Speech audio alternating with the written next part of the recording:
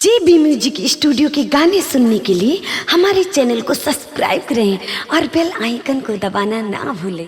Hello जीजा जी। हाँ जीजा जी गोड़ लागतानी। खुश रहा बोला। बासी मेला लागल बा, रउआ ना आइब का? अरे चिंता जिन करा आवा तानी। अरे सब केहू जाता, आ जाए जल्दी। अरे आवा तानी चिंता ना करा, गाड़ी पर चढ़ा तानी।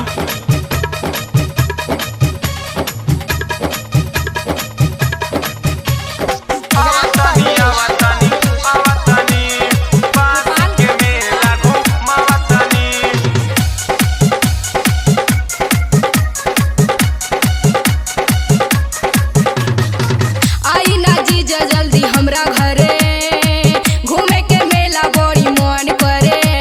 हे जीजा जी आई ना जीजा जल्दी हमरा घरे घूमे के मेला बड़ी मन करे। तनी बुझा हमर परेशानी।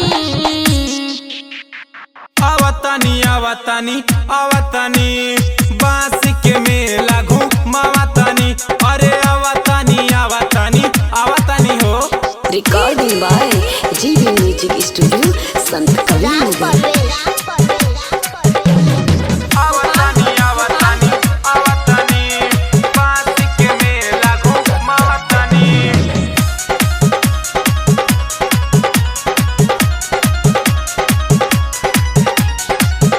पहिले तो सुना ये साली, हो जा तू रेडी हाली हाली।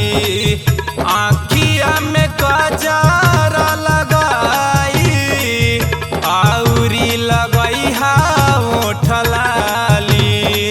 अरे हाँ, एमे कहे वाला कौन बात बा? ठीक है बजी जा जतानी नहाए, देखी माई लागी चिल्लाए। फिर मम्मी से जाके पूछतानी। हाँ आवतानी बांस के मेला घूमावतानी। आवतानी हो। Recording by JB music studio Sant Kabir.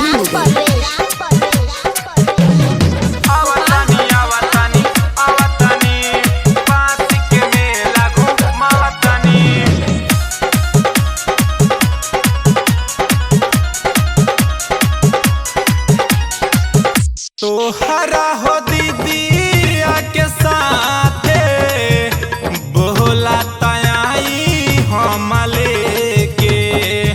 तीनों जनी हो के तैयारी, चहला ले जाई मेला देखे।